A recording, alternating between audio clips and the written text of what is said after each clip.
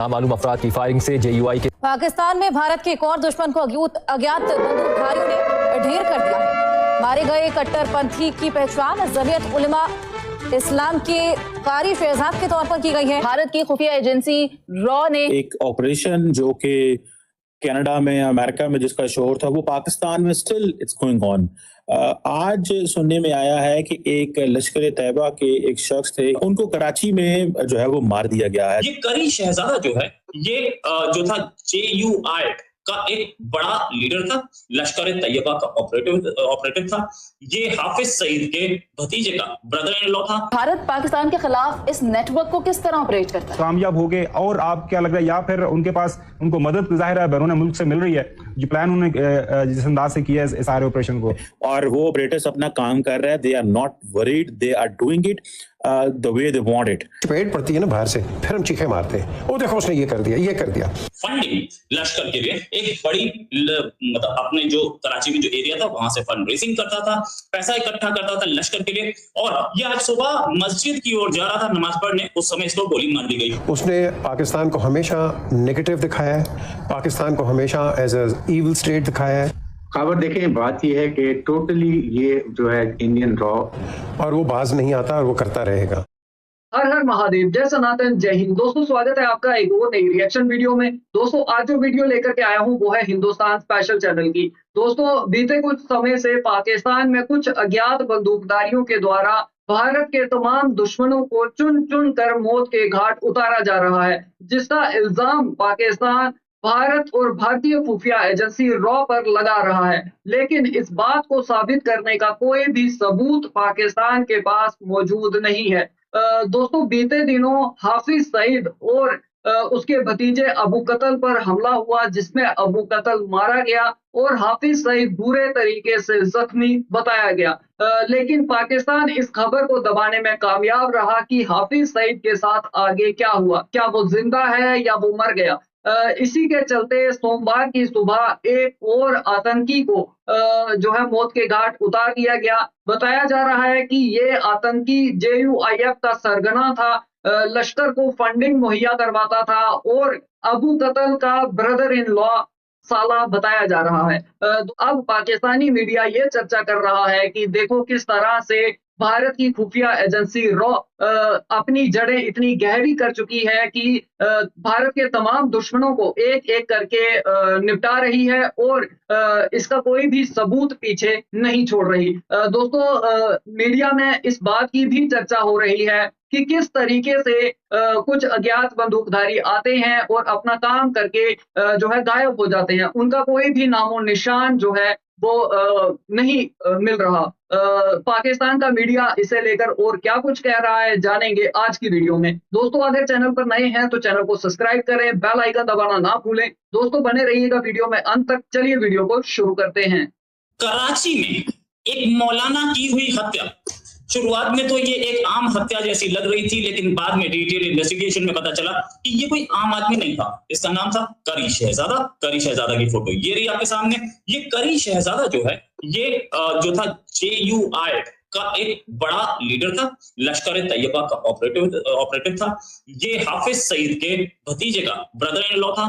Funding लश्कर के लिए एक बड़ी मतलब अपने जो कराची में जो एरिया था वहां से फंड रेजिंग करता था, पैसा इकट्ठा करता था लश्कर के लिए। और ये आज सुबह मस्जिद की ओर जा रहा था नमाज पढ़ने, उस समय इसको गोली मार दी गई। अननोन गनमैन, अगेन वही काम, और अननोन गनमैन को आप कोई भी वो बताइए, कराची तक जाके मारा गया। लश्कर एक लंबे टाइम से, अभी हाल में अपने पास एक वो भी आई थी, एक खबर भी आई थी कि हाफिज सईद पर हमला हुआ। हाफिज सईद पर हमला होने के बाद क्या हुआ कुछ नहीं पता चला। हमला हुआ था ये रंग, इसमें कोई शक नहीं, उसमें उसका भतीजा भी मारा गया था। बहुत सारी चीजें भी सामने आनी बाकी है। ये हमला क्या कर रहा है और ये कौन था आदमी, इसके साथ साथ ऐसे कितने और लोग मारे गए हैं। मेरे पास फोटो के साथ लोग हैं और मेरे साथ हैं अरशद यूसुफ जई साहब, जो कि कराची से ही, वैसे ये रहने वाले खैबर पख्तूनख्वा के हैं, लेकिन कराची से ही बैठ करके ऐसे आतंकियों को एक्सपोज करते थे। अरशद साहब बहुत बहुत स्वागत आपका हमारे शो में। अरशद साहब, ये पूरा गेम क्या है? मेरे पास एक लंबी फहरिस्त है कि पिछले कुछ टाइम में कितने फंड रेजर्स या लश्कर के या JUI के लोग मारे गए। ये सारे वही तो थे जो कि पाकिस्तानी एस्टैब्लिशमेंट के खास बेटे थे, एडॉप्टेड बच्चे। अब ये मारे कैसे जा रहे हैं? बहुत शुक्रिया शर्मा जी।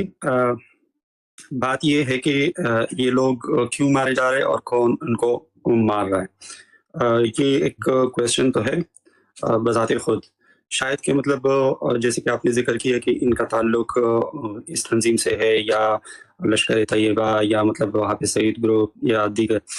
तो ऐसा है कि बहुत सारे जो मौलवी हज़रात हैं, इनके आपस के रिश्ते ज़रूर होते हैं और ज़ाहिर-सी बात है कि क्लास टू क्लास जो इंडिया और पाकिस्तान का जो एक नेचर है, लोग आपस में रिश्तेदारियाँ क्लास टू क्लास ही करते हैं। तो मैं भी कि मतलब इनका कोई आपस में रिश्ता हो जैसे कि आपने बताया। जहाँ तक इनकी टारगेट किलिंग की बात है, तो ये मौलाना फजल रहमान जो है ये उन्हीं की पार्टी के लोग हैं। अब मौलाना फजल रहमान जो है आपको पता है कि ये जमीयत उलमाए इस्लाम एक मशहूर जो जमीयत उलमाए हिंद से बाद में बना, जो मुफ्ती महमूद था, ये मौलाना फजल रहमान उनके ही बेटे हैं और ये इन्हीं की पार्टी के लोग हैं। अगर हम ये स्टैटिस्टिक्स उठाए, ये जो आप तस्वीरें दिखा रहे हैं, इन तमाम अफराद का ताल्लुक जो है, जैसे कि ये साहब जो है लास्ट में जो तस्वीर है, या ये वाले साहब, उनका हम आएंगे, इन सब पे आएंगे, इन सब की प्रोफाइल पे आएंगे। आप सिर्फ ये अभी शुरुआत कीजिए कि ये सिचुएशन क्या है। ये सारे के सारे शिकारी खुद यहाँ शिकार हो गया, वो गाना था, यहाँ ये कैसे हो रहा है?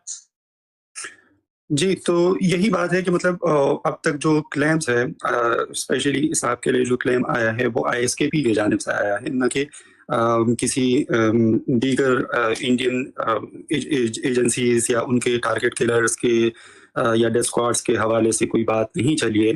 तो अभी तक जो मालूमात है सामने वो ये है कि आईएसकेपी ने इनकी डेथ की जिम्मेदारी कबूल की है। यही सूरत हाल है और ये गुज़श्ता तकरीबन 5-6 महीने के दौरान बहुत सारे और भी लोग टारगेट हुए हैं। राइट, मेरे पास ये फोटो है जो जिस आदमी की आज हत्या हुई है। ये फाइनेंसर था, ऐसा पता चल रहा है।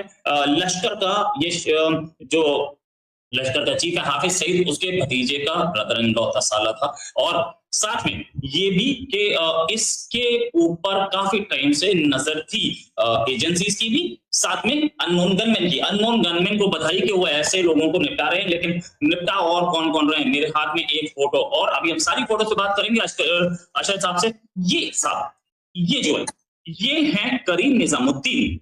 करीम निजामुद्दीन जो हैं, इनकी हत्या 14 मार्च को हुई थी।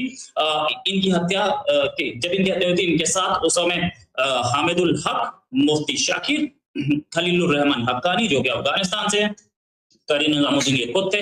इनकी हत्या खटक कॉलोनी में हुई थी और एक ब्लास्ट हुआ था एक मस्जिद के अंदर, उसमें हुई थी जब जमात उलेमा इस्लामी के डिस्ट्रिक्ट चीफ अब्दुल नदीम वो प्रेयर कर रहे थे। या अब्दुल नदीम भी इन्हीं के साथ 72 लोगों के पास पहुंच गए थे। तो चलिए दोस्तों, वीडियो खत्म हो चुकी है और देखिए, ये जहां एक तरफ भारत के लिए ये बहुत ही खुशी की बात है कि भारत के तमाम दुश्मन जो भारत में दहशतगर्दी करवाते थे या जो भारत में दहशतगर्दी की साजिशें रचते थे, वो एक एक कर अपने अंजाम तक पहुंच रहे हैं। जहां भारत इसको लेकर खुश नजर आ रहा है, वही बात करें पाकिस्तान की एक आतंक के गढ़ की, तो जाहिर सी बात है कि पाकिस्तान जिसने तमाम आतंकियों को, तमाम तंजीमों को पनाह दे रखी है, अपनी जगह दे रखी है, तमाम सुविधाएं दे रखी है, तो कहीं ना कहीं ऐसे मुल्क को परेशानी जरूर होगी और पाकिस्तान की परेशानी नजर भी आ रही है।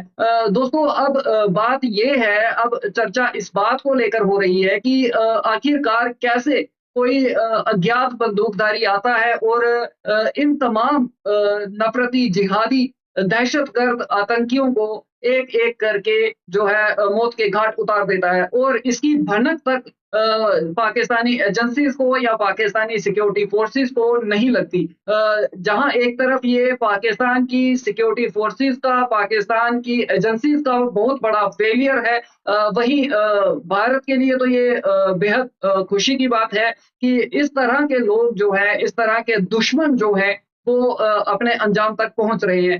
अब इसमें तरह तरह के क्यास लगाए जा रहे हैं। कुछ लोग जो है वो ये चर्चा कर रहे हैं कि हो सकता है कि पाकिस्तान की जो एजेंसीज हैं या पाकिस्तान की जो सिक्योरिटी फोर्सेस हैं, पाकिस्तान आर्मी है, वही इन्हें एक एक करके निपटा रही हो अपनी इमेज सुधारने के लिए, ताकि जिस तरीके की एक इमेज बन चुकी है पाकिस्तान की पूरे वर्ल्ड में, एक टेररिस्ट मुल्क की एक छवि बनी हुई है, उसे कहीं ना कहीं सुधारने का एक प्रयास हो, या फिर वाकई में कोई अज्ञात गनमैन जो है वो इस तरह के काम को अंजाम दे रहा है, और इसके कयास ये भी लगाए जा रहे हैं कि कहीं ना कहीं रॉ का भी इसमें हाथ हो सकता है।